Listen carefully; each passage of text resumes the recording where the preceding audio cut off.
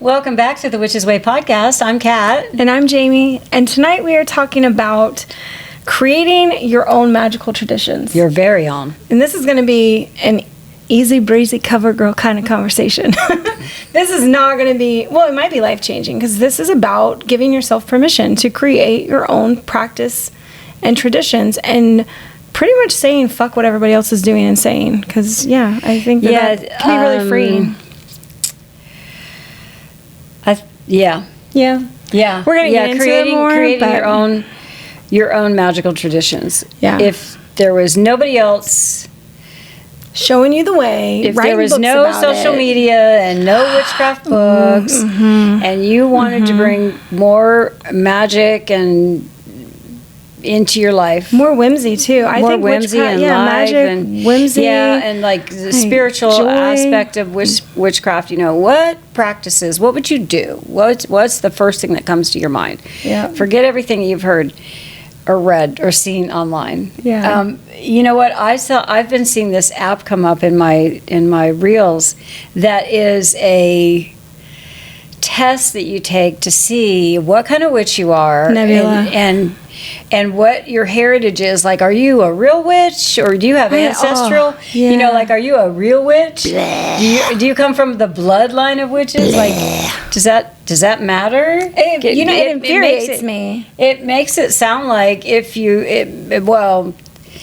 I'm curious about it, but I'm like, I'm not going down that path because it's probably bullshit anyway. They probably just made up some shit, and I don't think they would tell anybody they're not a witch, right? Yeah. But it's like that is a marketing thing that immediately makes you possibly doubt yourself, or you want the affirmation of like, yes, tell me I'm a witch. I know I am, but I want you to tell me it also. Or the other thing it does is like, what kind of witch are you? Yeah. Are you a healer? Are you a this? And that is, those are labels. And when we're talking about witchcraft and our practices, labels are great for learning, but they're not great for anything else because they box us in and they make you feel like, hi, I'm Kat, the kitchen witch, or whatever, and that's the extent of that's it for me, right? Because so it can really make you feel like you're constrained to only that, which it should not be that way. You should be free. You should feel free to do. That's the whole thing about witchcraft. It's not supposed to have rules. Yeah. Like there should be so much personal freedom in it because religion has rules. Witchcraft has choices, on how to practice. I don't think that there's necessarily rules. It's like it's what you want to believe. And I think the other thing is once you go down a path of getting a label, then you got to then it's almost like you have to adhere to what the label says that practice does. What are their rituals? What are their practices? You start trying to fall in line. Yeah, exactly. Get in line. We're not getting in line. No. That's why I chose witchcraft. Yeah. Because there was no line.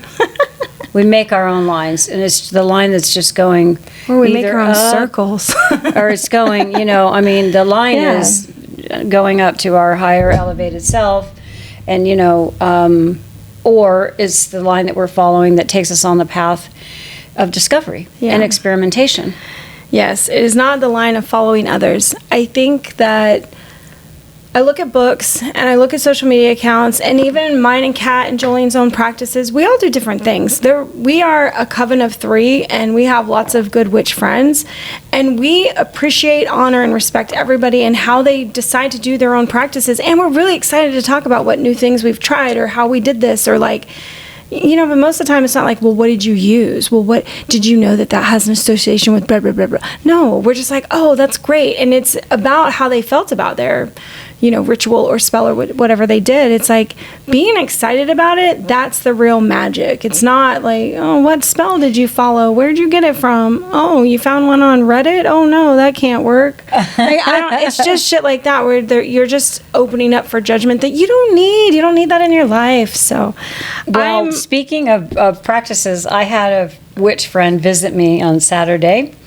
And she came to show me something that she's learning, which is reading tea leaves. I love that. And it was so fun. She had like the special little cup and little stuff, and I was like, oh my God, that's so cool. So we did a tea leaf reading, and then the other thing that she brought her tarot cards, but she also brought these like charms. And so the other thing, she had attended some online thing that happens every year, and she goes every 3 years because the content's not new. And all I can think of is the girl's name is Ethony, Ethony. That's the website.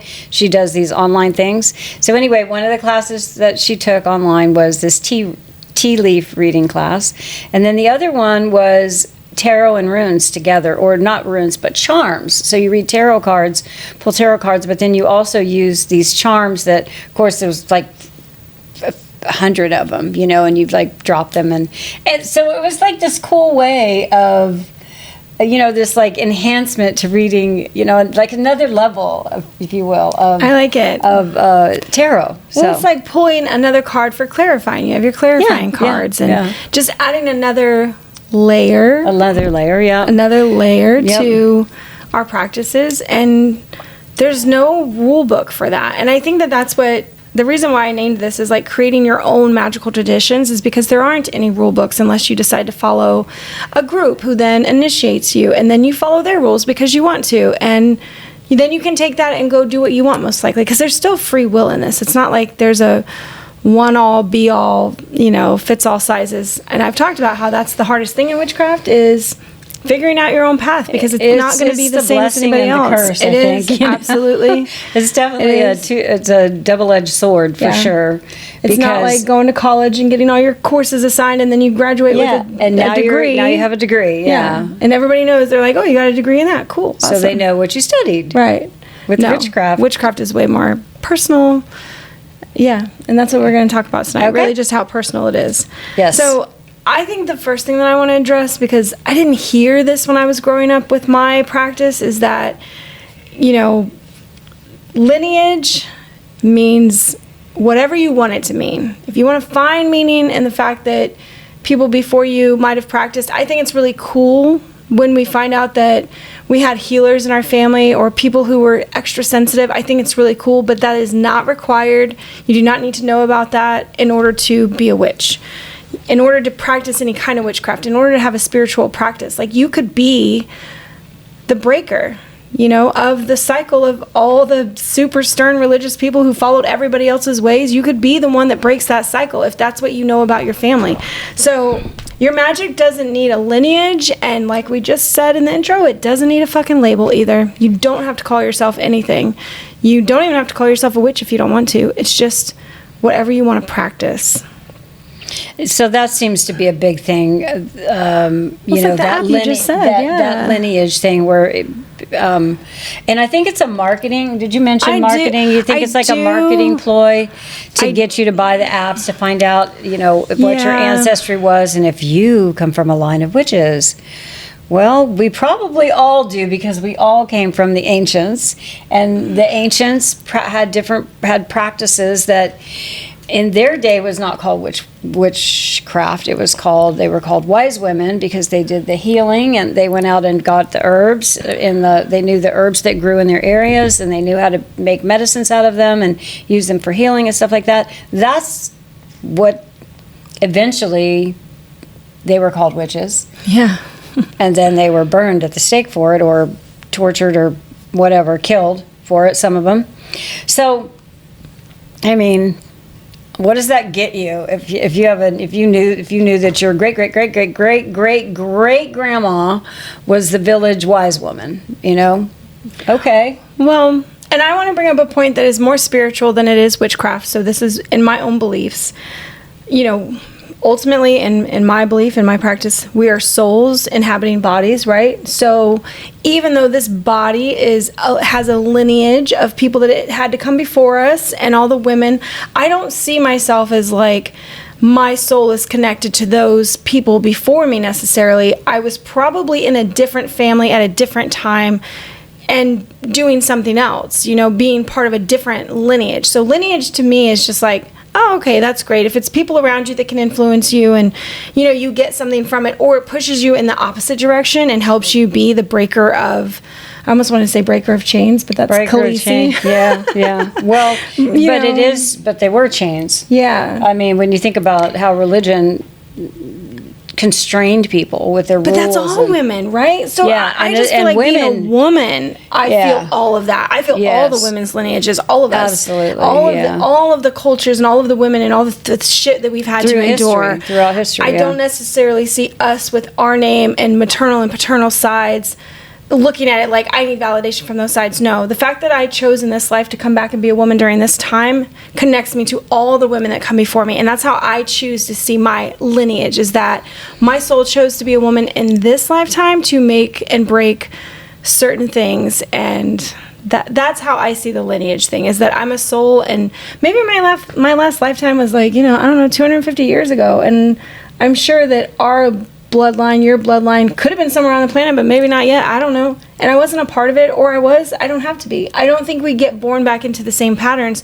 Our souls take on the roles of where we can grow and make the most change. And so my soul chose this life. And with, your mom being my grandma, you being my mom, my sister, my brother, I got to have my son. I chose a new thing to explore. I'm not going back into the same thing. So lineage is take from it what you will.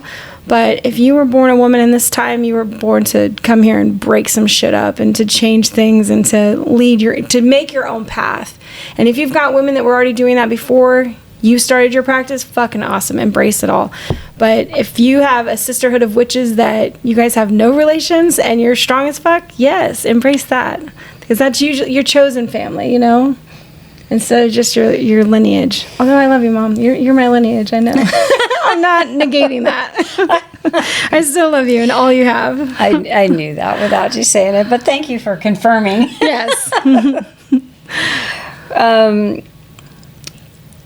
I think we mentioned this. Labels can help for learning, but they aren't required for belonging. I don't know if I use that word exactly. So, I guess to feel like you belong in the witchcraft space, that you belong to have a voice here. Yeah, I think that's why we probably all I have a right to be here kind of thing. Well, or we're all in witch groups, or we have witch friends, is because that's part of our that's part of the group that we've identified with, and that we feel a connection to and have things in common with in terms of what we believe we're here to learn and do in this lifetime, and like Jamie said, even in past lifetimes. So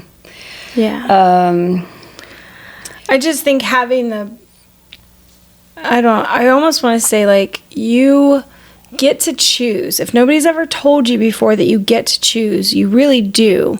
Choosing does come with its own hardships, possibly, that people won't like that you chose that. I mean, that's why we have, closet witches, and that's okay. It doesn't mean that you can't practice. It means that you find your own way to practice that's comfortable in your life until you're ready to let the other things go and embrace your practice more. Or maybe you don't. Maybe you keep it as comfortable as you want. I guess with the feeling that I get when I'm talking about having personal sovereignty over your practice is that so much of the time, and I say this too, break free, do your own thing, fuck what everybody thinks.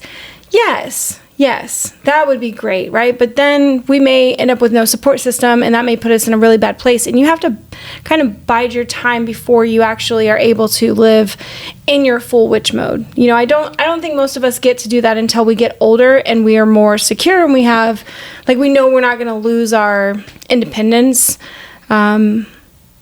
Or your support, or you're ready to be done with the people that are around you, and you're like, well, fuck this, I'll just announce it to everybody, and they'll leave me alone now, and I'll go live with all my witch girlfriends in a cabin in Georgia. That's what I'll do.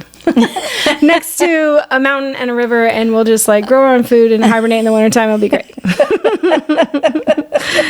There is a possible plan for that in the future. We have talked about it.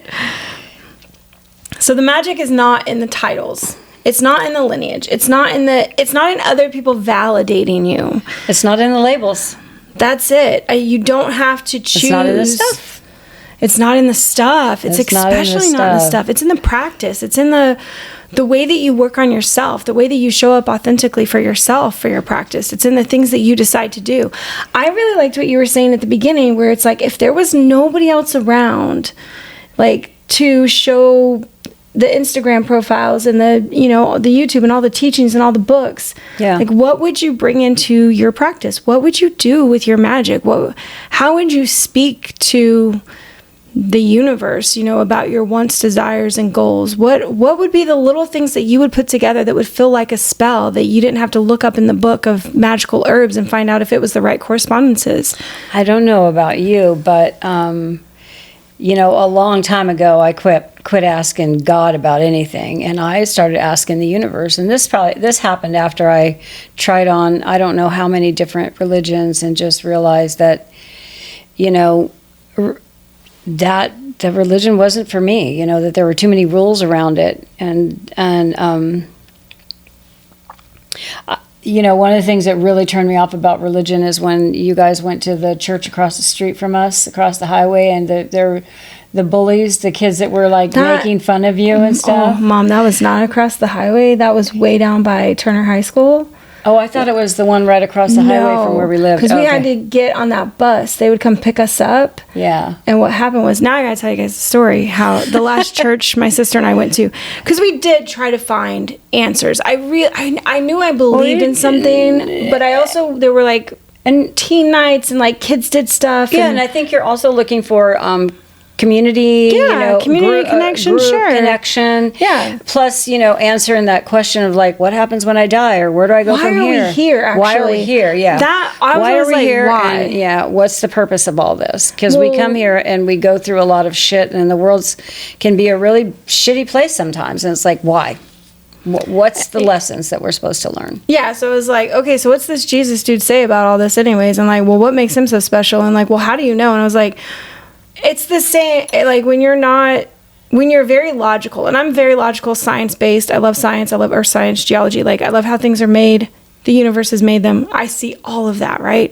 So then you go in and you're like, well, so God, this supernatural being, impregnated this woman because she was a virgin. So that's how we know it was really God and not the man that she was with all the time. And I'm just like, I want to call bullshit. I'm pretty sure my 14-year-old girlfriend was like, no, we didn't have sex. I'm pregnant because I don't know what happened. And that, like, what? Okay. All right. Well, I love the fantasy of it. But it was more about going there and finding people who could have educated conversations about, why do we think we're here? How should we morally act in a society? And morals came into it because I'm a big justice seeker. I mean, obviously I joined the military. I believe in freedom for people. I want to fight for the rights of others. Like, it's a very strong thing for me. So these bitches, this is when I learned about hypocrites, and I didn't know that. These bitches, but she's talking about the church girls. The church girls. Yeah, the teenage church girls, which, you know, we weren't well off. My mom worked 3 fucking jobs to support 3 kids, and you know, what we had, and like, we were grateful for it. And my mom worked really hard. So one night on the bus, and these are like, I don't know, I don't want to call them rich, snobby people because they probably weren't that rich. They weren't that rich. They lived in Turner, for fuck's sake. They were just, for fuck's sake. They lived in Kansas City, Kansas, so they weren't that fucking rich. Wyandotte County, Kansas City, Kansas. So when you're a dot girl, like, I hate that. Yeah, it's like the total hood of the whole Kansas City area. Oh my god, on just the Kansas, so funny. on the Kansas side. But they were better than me, obviously, because on the way home, and my sister's 5 years younger than me, and I was probably 14 at this time. So my sister is 9, and I'll be damned if people start harassing her, because I was bullied in school. I was like, I'm not gonna be bullied by church people. Like, you're out of your mind.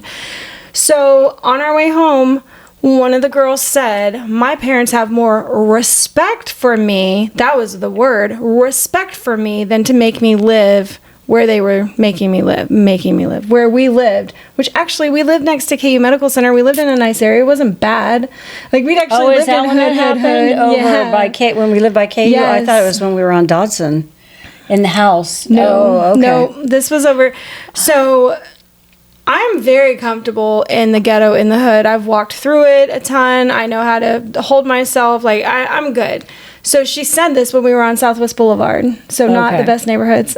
Yeah. But I knew people who lived down there. I was like, I ain't afraid. So I when she said that to my sister, I jumped over a seat and tried to hit her, and the church guy grabbed my leg, and so I didn't make contact, but I went swinging, and I was like, stop the van! And we got out, and they were so scared. They were like, you can't get out here. Like, this is a scary neighborhood. Blah, blah. I was like, fuck you. I got a friend that lives 2 houses over. Like, let me out. And that was, you know, that was the last church experience. That was my last church experience, Yeah. Although in college, I did have to go for an experiment. Yeah. Nobody knew that I was at a Baptist church. Like, I was observing them for my psychology degree. Nobody knew. I was very nice, though. I didn't do anything bad like that. I even helped paint the church, so I blended.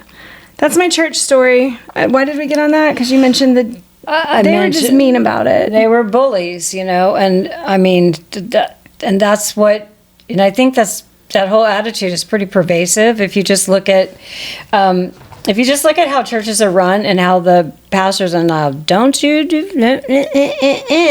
or it's going to happen and you're going to go to hell, and judging you and condemning you to hell when you're like 14 condemning years. Actions, condemning your actions to hell. If you do that, you're that's their almighty. But see, we find this in the witchcraft community too, where people want to harp on other people's practices, and it's like, who made you queen of the witches? Like, you're not, though. People can do what they want, and if you don't want to do things that are the fads, because that's something that I speak out against, you don't have to do that either. You don't have to blow cinnamon through your door. Kat and I were literally talking about this before we got on the podcast, and I'm like, I just wonder if anybody has done that and put cinnamon on their front steps and then it rained, because cinnamon becomes like a gel. It absorbs liquid and gets very slimy. And I was like, that is a fucking hazard. Like, I mean, I get that it's not a lot, but what if witches don't know you're not supposed to put half the bottle out there? Yeah. Like, I don't know. There's just little things. Yeah, you don't when you know say it until you do cinnamon through your door, like, how much cinnamon? Or put salt on your door. How much salt? How much salt is enough? I just saw something that said put salt in your shoes put some salt in your shoes to keep away negativity, and I'm thinking, I would feel every grain. Okay, salt is a drying, I want to say chemical. Technically, it is a chemical. Agent. It dries. That's not good. Salt on your skin would literally turn you into, it would mummify you. Like, that's how they mummified people. Side note, because I didn't tell you this, but I did a lot of yard work last Saturday. Yeah. I had to trim my massive oregano bush. Oh, yeah? And so I was trimming it because I needed to, there was some dead stuff and then there were some seed pods. And you know what I did? Just for no reason at all, I just shoved that shit in my, it's not a bra, my swimsuits that are dresses? Yeah. I shoved it in there and I was like, I wonder, at that time, I was just gardening, but I wanted to keep it because I was like, oh, God, the oregano, it smells so good fresh when you cut it. I love it. And my swimsuit little dress that I garden in doesn't have pockets, so I shoved it in, the tops of my Tata bra area, and I could smell it while I was gardening. I was like, this feels like I was supposed to do this. It feels magical. I don't know. It's like I just came up with a new practice. Have you ever shoved oregano in your bra and just wore it all day? It's great. That I took one when you told me that you had that one basil that smelled like bubble gum. Yes. So I went looking for it. She told me there was a basil plant growing out of her sidewalk on the side of her house. It is. That smelled like bubble gum. And so the next time I was at her house, I had to go find it. Yes. So I found this and I smelled it, and I thought it smelled like licorice. But you know what I did with that? I put that basil leaf in my wallet. Yeah. Yeah. Just because it's basil. It's a basil. Yeah. So I went out yesterday because I looked out. I can see that plant perfectly from my bathroom window. The oregano? Not the oregano. The bubblegum basil. The bubblegum basil. Do you know that some animal had rolled all over it and squished it and broke it and just flattened it? They loved it. Oh my God. I was like, my plant, because it gets big fast. They grow so fast. Basil is such a fast grower. I went out there and collected all the pieces and fucking came in and popped them all in water. I was like, oh, I'm going to try to propagate this. But it broke off so much of the plant. I couldn't believe it. I'm like, who rolled all over it? Well, I know they rolled on it. They like the scent of it, evidently. They do. Yeah. It's like the leaves are shaped like catnip. So I wondered if it was, and they're soft. They're not like sweet basil at all, but yeah, that happened. Okay, that's a lot of side stories. That's a lot of side stories. I think the main point for this first topic is that the magic is within you, and it doesn't need to be a label. Nobody needs to authenticate it for you. You don't need to be told by an app, a person, a high priestess of an organization that you're a witch. You get to choose it for yourself. It's a practice that you make, and you are the only one that can give yourself permission to be a witch. It doesn't come from anywhere else. That's it. You get to claim that and your practice for yourself. So you are the adjudicator, you're the authoritative figure on it, you're the head witch in charge for your practice. Like, you're your own high priestess. That's who you are in your practice and whatever you want to do. And I would like to just add to that, since you are in charge of your own practice, that means you get to pick the things that you want to do and make up your own stuff, like shoving oregano in your bra, or or a bay leaf in your wallet for no reason. So you get to pick those things, and if you're not doing what everybody else is doing, that's just fine. That is just fine. That is just fine, because it's your practice. Yes. And it's, it's intended for you to get something out of it, and not for other people to be going like, oh, let me see if you did that right over there. Yeah. No, that's bringing in the church vibes. Nobody's coming along around and doing that. And if you are getting that kind of feedback from people, I might suggest they're people that need to not be around, because they're judgy. Swish, swish. Swish, swish, swish, swish. Take your witch broom and brush them right out the fucking door. So the next point about, that you're really in charge of making your own magical traditions is that, and this goes into things we already said in the first point, but to make your own magical traditions, they should feel like they belong in your life, and that it's not something you have to add to just because everybody else is doing it, right? But like, it should be something that makes sense. Like, if you want to stir your coffee in a certain direction while adding cinnamon, if that is actually something that you do, then do that. Then add that practice, and maybe it becomes popular. I don't know. Is that popular? Do people? I think that was popular years ago. I think that's the stirring thing is something. Stirring, yeah. Well, because we go, that's castle. That's dyslexia. Excuse me. The word I was trying to say was that's circle casting. Was what I was trying to say. That's casting circles. You open, close, and this is like just the way that the sun goes. It's not even necessarily from the way that a clock is, but the directions are based off planetary movements. So that's why they stir that way, and I love that people talk about this stuff, but they don't ever give the reference on why we do it. I'm such a why girl. That's why I say my witchcraft is rooted in a lot of science. 100%. It needs to make sense to witch. me. We gave her the handle years ago, nerdy witch. Nerdy witch, yeah. Everything, I have to know the whys. I have to know that there's an underlying probably and possibly scientific thing to it, because as healers back in the day, the wise women, they knew that was science before science was a class, like that's what worked. People knew that. I really love that when we get into names of herbs, you guys, and I guess that if I had a label, I lean more towards green witch type magic, because I do love the earth so much, or an earth witch, or I don't know, there's not really a label for it, but I love knowing about the plants, because I truly feel like that is where all medicine comes from. That's not a lie. That's where all medicine comes from. It's just made chemically in a lab because they can. But getting to know the herbs and their meanings and like how they got named, it usually goes back to something that they believed it actually healed. So did you get any spiderwort at the native plant store when we went out there? I don't think so. So I'm sure it's in other places, but in Florida we have this really pretty plant called spiderwort. It's purple and it pops up everywhere. They call it spiderwort because it treats spider bites. Oh, okay. So like the plant names would often have their uses, their medical uses in the name with it. So I always loved that. I don't know. That was, what was I talking about before? I don't know. I don't know. And I had a thought in there too, and then I lost it. So I'm like, okay.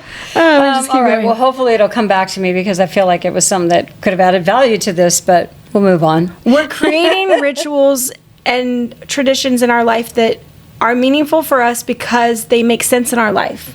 Yes. That's what this point is about. Yes. Make your traditions and your magical practices for things that make sense in your life.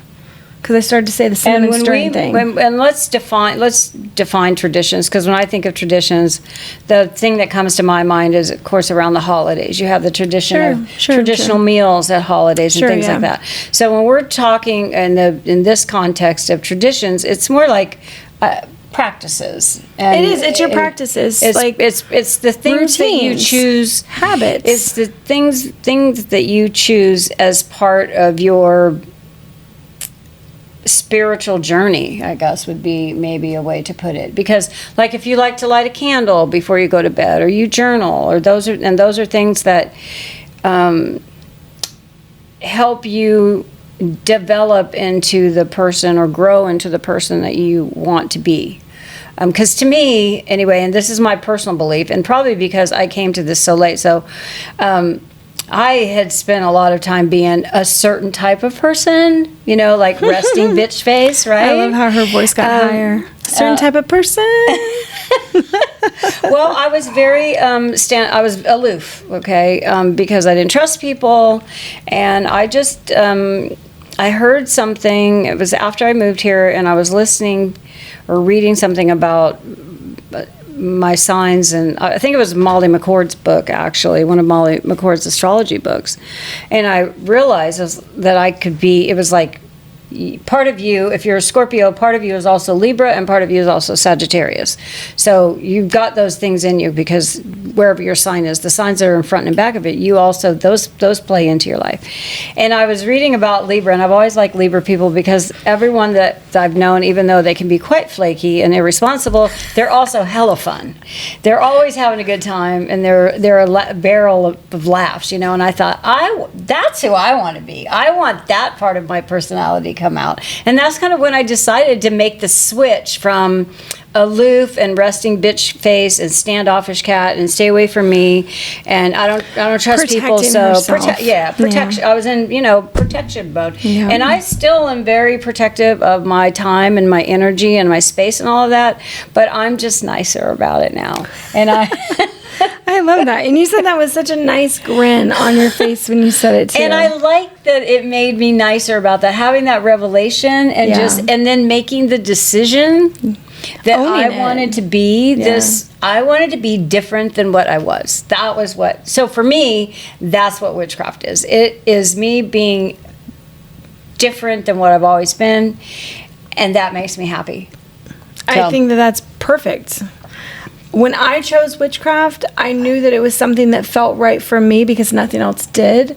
And I was like, I'm going to lean into this fully and explore it. And I was not like, this is my only life, I'm going to do it, I'm going to be a witch forever. No, I was like, let's see what this can teach me about myself, how I can heal the things in my life, how I can become, like, how I can love myself more. I think that that's been a journey for a long time for me, is learning to love myself at all the points in my life, because that's been a struggle. So witchcraft has always brought me back to, how do I love and honor myself going through this right now? Because I don't feel like I'm who I'm supposed to be at this point. So bad relationships ending, choosing to walk away from things, getting out of the military, my military sexual trauma, like all the times that things put me in a place where I was like, I don't feel like myself. I don't like this. I don't feel good. It felt like my power was gone. My energy was gone, and I was spiraling. Witchcraft always brought me back, because I could start to focus on the things that were really important to me, and in the cycles, and then not learning, but always reminding myself that there's always a winter, right? We can't be in full bloom all the time. And I had that unrealistic expectation of myself a lot, to be in full bloom all the time. And that was part of my people-pleasing habits, which I learned to fucking cut out because of witchcraft. So it's that recognition, and then learning. You get into these habits, and sometimes they come back. And so my tradition is a lot of internal reflection work. There can be a year or two where I don't do any self-reflection. That's like deep journaling, pulling cards all the time, lighting candles all the time, like really needing it. I could be like, year and a half and I haven't done shit. And then all of a sudden something happens in my life, and it's like, boom, tradition, go back to your thing, go back to your roots, go back to what felt good, reinvigorate that thing. And then it'll lead you through again, almost like a cycle. It's like, I have to return to that winter, turn inward. The growth is happening inside. You can't see it on the outside yet. And then eventually, right, things thaw. You got the spring, then I'm in summer, and I'm like, woohoo. And I try to stay in summer as long as I can.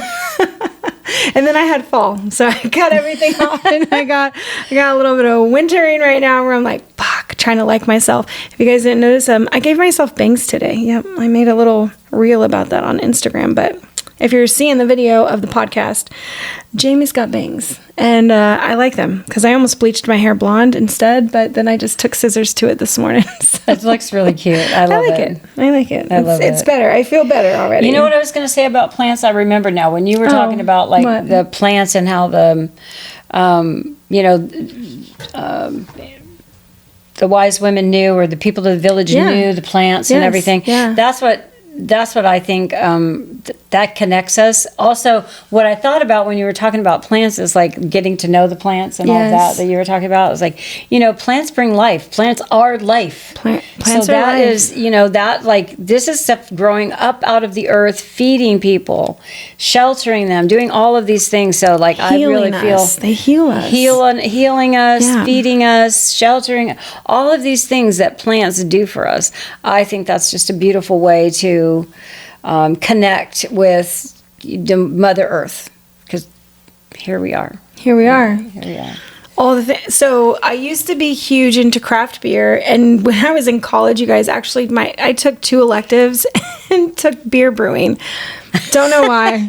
And then there was this wonderful thing that came out, and it said that beer is witchcraft. And I was just like, what? Like, that's funny, but why? And they're like, okay, you throw in all these herbs, you boil it, you do this, and then all of a sudden you've got something that like gets you drunk and makes you feel good. It's like, that's a witchcraft. It's a party. That's a spell if I ever heard of one. So I loved the idea that brewing beer felt like witchcraft in like a funny way for people. I was like, that's really fun. Because it is, it's vegetarian, mostly vegan even, if you depending. But it's but you're also making a concoction. It's a concoction, right? It's like spell work. It's like it's a cauldron of literally simmering herbs together. And as you were making it, what are you thinking about when you're because you did it, right? Yeah, I brewed beer in a lot of different places here locally in town, and then we did it at home, Tony and I. Yeah. So what are you thinking about? Yeah, so as you're, I'm going to put this in there, or these herbs or these spices or whatever. You're thinking about, what's the flavor profile going to be? How heavy in ABV is it going to be, the alcohol content? What's it going to pair well with? Because when I was in college for these 2 semesters taking this, my degree is literally in psychology, and my side hustle was brewing beer. It's so funny. They go together, I swear. We had to come up with a whole menu. Like, we brewed a beer as a class, and we had to come up with a menu to pair stuff with it. So we had to pick wines, huh? Yes, you had to pick a beer that was going to go well with stuff. And then we had a huge fundraiser where all the rich people from Sarasota came in and did all this stuff and supported the program because that was part of the culinary program. But the things that I think about with cooking and brewing, and I'm getting better at it because I'm not a cook. I swear, I would never be what you would call right now the popular kitchen witch, where you're making food and it spells. No, the whole time I'm going, fuck, what was that? No, what? Like I'm scattered as hell when I'm cooking, but I'm getting better at being very conscious of like, ooh, I know what that herb is for, and that's going in there, and so I'm connecting it more with like, oh, okay, this is more like love. All right, well, this is going to be very calming. Okay, well, so I'm trying to think more on that level, but my husband loves hot shit, so it's really just like, it's always spicy. I was like, I got a spicy husband, so he's spicy in comments and memes and like his jokes, and he's the Libra Kat was talking about. He's always wants to be a good time, social, like loves to be funny, yeah. So he's a spicy. That's his funny, I guess. I don't know. That's his food. So many sidetracks. We're talking about creating your meaningful rituals or your traditions. And we've probably gone over this, but we'll say it again. So what's real for you? What is real for you? Is it stirring into your morning coffee? Is it planting herbs? Is it, family sayings that become sacred acts if you choose them? So what kind of things do you do already or would you like to do? Whatever it is should be things that actually, when we've said this a lot, pick what we've always had this in our witch classes. Like we did a 13-week new witch series like 2 or 3 times when we had the meetup, and but we always told people, we introduced them to all these topics, like pretty much everything across. I don't know that there was anything that we didn't touch on, but we were exposing them to it. And then saying, you don't have to do all these things. Just what are you drawn to? What fits? What fits with your life right now? And that will change over time. You'll evolve, and your life will change. And like Jamie said, when you sometimes you can go a while without reading tarot, and then the next thing you know, you're needing to pull a card every day. I've been been in places where I had to get messages, and I needed that support from spirit and from the universe. Yes. I needed those messages every day, and it's been a long time since that. I haven't done anything with tarot for a long time because I'm good, Right. Like I got my connection is there, and I'm not looking for messages. You're not in need right now. Yeah, I'm not in a place where I need that. But if like you said, if something happens and I'm like, oh fuck, what is going on? I need answers. I need insight. I'm going back to that practice that I did for such a long time that really served me, and I made a lot of notes. I got a lot of journal notes about that, and like what the cards meant and all this stuff and what was going on, and it helped me get through the difficult time. So I guess the point is to pick the practices that are going to help you get through your day, get through your life at this time. Maybe everything's chill and you don't do anything, and that's okay too. Well, I'm sure if you're a witch, you do something because you acknowledge, you observe, you have gratitude. When my life is going really well, which, in the last year it's been kind of fucking crazy, but when it is going well, gratitude. Like right now, my life is pretty good. Like everything's really smooth. Do I have my perfect schedule and my perfect morning and my perfect whatevers? No. But everybody in my family is healthy, happy, supplied for. That's not the right word. Supported. What's the word I'm thinking of? Damn it, dyslexia. Everybody's doing well. Yeah. And I'm grateful for all of that, And that is true about the gratitude. Just walking out every morning, even if it's just, God, what a beautiful day. I'm so thankful that So my tradition for me, and like my husband knows this, and I try not to wake him up, but I get up pretty early. I love going out and seeing the morning stars. Like, I'm instead of staying up till 10:30, I like to go to bed. I like my sleep, but I will wake up before dawn and like go look at the stars just before the sun comes up. And I love that. That's my tradition, is to look at the sky, to look in awe at like where we're at and that I'm part of this world, and to keep acknowledging that I'm a spirit here having a human experience. That is part of my tradition. I have done that for so long in my life. It's the one thing that has never gone away. Good or bad times, I'm always like, wow, I can kind of come out of my body and look at it, like look at Jamie having her experience in this body, and then like zoom back in and be like, here I am feeling everything and still being in awe of like, wow, what a life. Okay, what's next? What'll be after this? What's this period of my life trying to teach me? And like, what do I have to look forward to in the future? I do a lot of that. So I guess you would kind of consider that shadow work, but it all just goes on in my head while I'm having my morning cup of coffee looking outside at the stars. And this morning over my house was a rainbow. Ooh. Like at 6:15 in the morning. Nice. It was one of those early morning showers, but the sun was coming up, so it literally made a rainbow. And I was just like, I kept going out and taking pictures. I'm like, oh, I don't want to forget this. I don't want to forget this morning rainbow.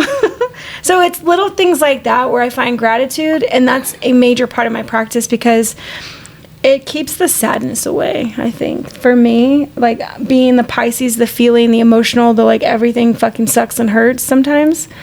Gratitude for life and all the good things. I need that constantly. So that has to be part of my tradition, is to seek joy and seek happiness and seek the little things that make me like still in awe over having a human experience. Because sometimes I don't want to. Like, why did I choose this? I don't want to be here. Earth sucks. If you ever feel that way, I totally understand.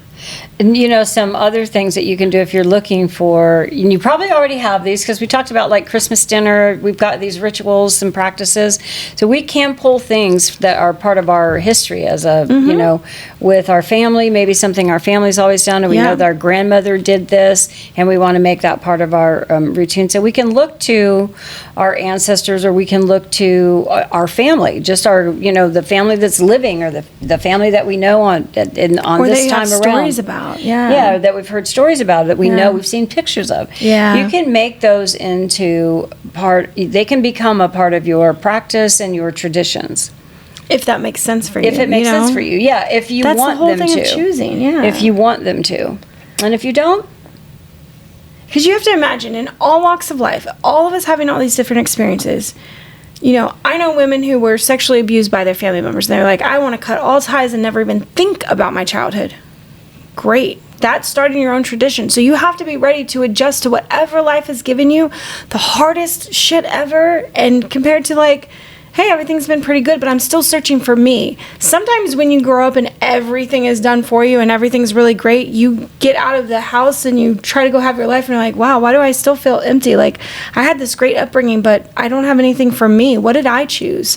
Because everything was kind of done. So I've seen literally both spectrums where you would think this person who had everything really well off, everything was done for her, and she's like lost as a person because she never made any of her own choices. So she's like, I don't really know who I am. I know who I've been made to be, right? Like, I know what my family has coached me into being, but who am I? What are my choices? What do I want? Right. And on the other side, it's like, I want nothing to do with my family. I'm making my own way, and that's just how it is. And like, I'm at the very beginning. So there's a scope in there for everybody. And I think choosing your practice is like what is it?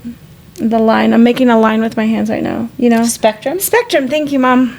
She always gets me. I can sign language her, and she knows the word that I'm trying to say. You can read my mind, right? I can read your mind. I got all kinds of songs coming to me as she's talking too. You just don't even know. The songs are playing in my head of these. So that's really interesting things going on over here in my head.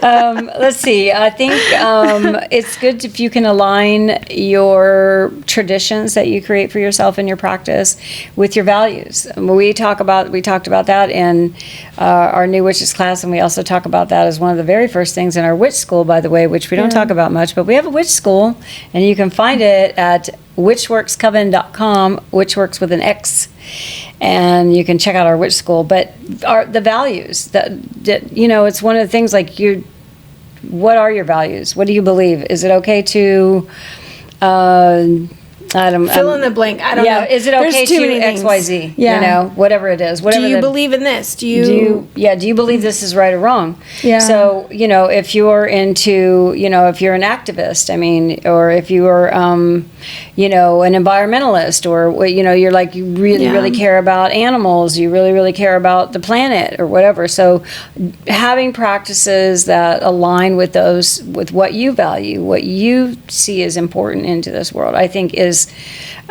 can become part of your practice. Like, I know when I became really more aware and conscious and tried to put more effort into recycling efforts, reuse and recycle and restore and donate things, and not to put stuff into the landfill. That became an important thing for me, because I realized, again, back to like taking care of the earth, taking care of the earth. Yeah. So that became an important part of my routine and practice and tradition. When I started thrifting, reusing things, making your own. Yeah, exactly. Like finding stuff used instead of buying everything brand new. Yeah. Or giving to people who might need the things, instead of just like, oh, I'll just give it to Goodwill and let them sell it. How about let's find some people, people that are in need. And that's pretty easy to do with social media, is just ask, is there anybody that needs this king size bed or something like that? Right. And that way you're, just stuff like that. So it's becoming more thoughtful of the cycles and how your, footprints and what you leave, and just how you treat everything. I think that comes back to gratitude, though, to not look at things and discard them so easily, that it's, it all has an impact. Yeah. And for me, the word that comes to mind there is respect. It's like respect for the planet, respect for other people, respect for future generations that are going to have to live here. Yes. And to leave a world for my grandsons, great-grandchildren, great-great-grandchildren. I want to do what I can to not leave this big carbon footprint in the world, if I can. As much as possible, that's what I do. Yeah. When Kat's talking about our witch school, the very first we call them modules, but would be on energy work. And part of your energy work, when you're deciding what kind of practice you want to have, when you're owning your own traditions, when you're building them for yourself, that's an important part, is your ethics and morals and your values. We call that like the witch's compass. We call that your witchcraft compass, because that is what will help you choose your paths. That's so that you can expose yourself to everything that's written in books and all the stuff online, and you can go and search through all of that stuff. But when you really look at your ethics and your values and your morals, what is important for you? Is being greener important for you? Is being aligned with a community more important, so you want to get like involved, and maybe you want to become part of a coven that does have the rules and the initiation and like really feel close with people? Because I've heard good stories, I've heard bad stories, but it's when you figure out what your compass is, your morals, values, and beliefs, and aligning them with your goals. What do you want out of your practice? All of that plays into the energy work, because it's what's being driven within you that is going to push your practice, push how your practice goes outward, Does that sound right? Like, yeah, and push it outward. I don't know that I said it quite right, but no, I think that's that hits. I think so. Yeah. I like what you wrote here, though. Magic should mirror your core beliefs. Yeah. Not just tradition. So if there was something that grandma always did and you're like, no, I don't believe in that. Go with the I don't believe in that. Even if grandma did it, because she killed the pig and then cooked it for dinner, and you're like, I know, and pigs are like dogs. They actually, I can't do that. I don't eat meat, so. Yeah. That's just something for me. I don't preach that. I don't tell people what to do. My husband and my son, everybody around me besides my sister eats meat. But we stopped eating meat. Oh, fuck. When did I stop eating meat? I don't know. It's been a long time. Long time ago. Long time. So my tradition at holidays and gatherings and stuff, everybody knows I'm going to do something with like fruits and vegetables and like add some stuff and all of that. What's on me? What? A string. Oh. I'm just like, never mind. Now she's undressing me. I saw the string. I'm sorry about that. I couldn't help myself. I think that's part of our tradition. One year, Jolene and I made a turkey it looked like a turkey, out of fruits. Did you ever see those pictures? I don't remember Super that. Cute, because we wanted the kids to have fun, and the kids were little. I mean, Giovanni was only like 4 years old. He's 16 now. So we wanted to add in traditions to the family that reflected Jolene and mine's belief of, we don't eat meat. We're not going to cook a whole turkey because we don't want to touch it, and I'm not going to cook a ham because I don't want to do that. And so everybody else wants to eat meat. Cool. You know what? I'll help with all the things. I still want people to do what they want to do, but I want to make sure that my values are respected, or at least respected, not at least listened to. And my family does. So like, that's our tradition. Everybody knows if we're going to have a family gathering, what's Jamie and Jolene going to eat, because they don't eat meat. Like, we think about both sides. Right. And that's fucking amazing. Yep. So mirroring your core beliefs. Yep. Not just tradition. Okay. All right. So our third point is about journaling and altar building. This is just practices, honestly. I just wrote a little thing for practices. We've talked a lot already. I cannot believe we're already at 52 minutes. I definitely thought. Yeah, I thought we were going to be, but this is what happens. This is what happens. Jabber, jabber, jabber. Jabber, jabber, jabber, jabber, jabber. We can't help ourselves. We have so much is there anything? Okay. Go ahead. Some things to think about. Okay, so I wrote a few quick things with everything that you've heard here tonight. Here are just some exercises to build your craft or to think about building your craft. But if you're listening to this, you've probably been exposed to a ton of shit already, okay? And just go through and just be like it, don't like it. Oh, treat it like one of those apps where you swipe left and right. Whatever. Yeah. I don't know which ones they are, but it's the dating apps. Well, no, I mean, like, I don't know which ways, like, I like it or I don't like it. You want it, and to the left, you don't want it. I think is how it goes. Shit. You guys probably don't know either. I don't know. But there you go. Swipe on them. You like it, you don't like it. And just leave it at that. Because you can always come back to things if you're still searching. If you didn't find the thing that didn't fit, like, you can go back and look for new practices. But this is a couple of journal prompts. What feels sacred to me? This was a big one when I was starting to practice because there were no expectations. So what did I actually want from it? I wanted to honor the seasons. That was my very first witchcraft goal. Oh. Honor the changing of the seasons. I liked that. It was visible. It happened in the world. I wasn't alone because the world was changing with me. Honoring the seasons was my first. So what feels sacred to you? What do you want to honor? So like, what part of your existence do you want to honor with this? You know, that's where I feel like gratitude is. I'm just trying to have gratitude for the Jamie body that I'm in, because I know this is a once thing. Like, my spirit is forever, but Jamie body is just once. So I try to honor that. So what do you want to honor? What do you want to release? I feel like people come to witchcraft because they got problems usually, and they're like, I need to solve them. Let's use witchcraft. Let's find some things to do. Let's heal myself. Let's get better. Let's try to get rid of something. Let's cut a twin flame tie. I don't know. That was a popular one about 10 years ago. But as you start to figure out your own answers, it guides you to the next thing. Witchcraft practices like stepping stones or lily pads. You're just one thing to another that leads you to another that leads you to another. And that's growth. You don't have to see all the lily pads to the other side of the lake getting you across. But if you can get to just your next lily pad and just be like, okay, well, now I'm here. Okay, now what do I do? Reassess your situation. What tools do I want to bring in? What practices might I need? What reflections can I do? That's how you grow. So you're letting your answers guide your practice when you look at it like that. Yeah. Do you want to take my next one? Oh, I like this one. Oh, good. Build an altar that represents your current journey. Objects from nature or photos, words, symbols, anything that embodies where you are and where you're headed. The altar acts as a mirror for your current practice, and I think it's a good way to. It's a visual reminder. It's something concrete. It's something real. Tangible. Tangible. Yeah, thank you. Look at that. I did it. I read it. I can read your It's something tangible that you can look at every day, that you can move right, that you can touch, that you can switch up. I think that's a really cool thing. I like that idea.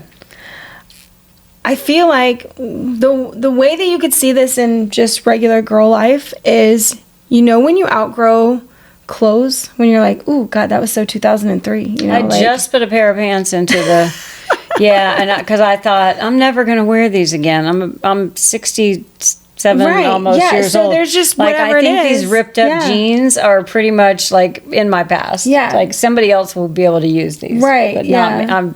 I think I'm past that. So that's sort of how I think about my practices, and like I let things go, but it reminds me of when I go in my closet and I'm like, I'm never going to wear that again. Like that is a clubbing outfit that I am never putting on. I'm never going to go to that club again. I don't want to feel that. Nothing about that is attractive to me anymore. And you can kind of, you know, part ways with some of your stuff like that. That's how your altars can be too. As you build them and you put stuff on them and you're like, this is important to me right now. You might walk past and be like, when the fuck did I get that? That doesn't represent me right now. And you take it off and you just replace it with something else. So your altars should and can constantly change with little things that you bring in on how your life is going right now. You know, it could start off, a lot of witchcraft practices start off as sad. They start off because people go through major traumatic, you know, tower moments, and there's a death card involved where things just need to like reboot from this, a whole new change. You can start one like that. That's literally like, these are all the things that are dying in my life right now. I'm getting rid of this. I'm letting go of that. And if you're not ready to let go of it, put it on your altar and be like, this is a little memorial for you. You get like a week here and then you're fucking out. Okay. Like this is your little, this is your wake. A wake for the things you don't want in your life. And then you let them your go. final goodbye. That's right. You're honoring them, right? You're honoring what you went through. You're honoring the things. You're just like, okay, I'm going to look at you for 5 more days and then you are out. I don't want anything more to do with you. And you give it that last goodbye. You put meaning into it, you know? So altars can have that kind of symbolism, that kind of representation.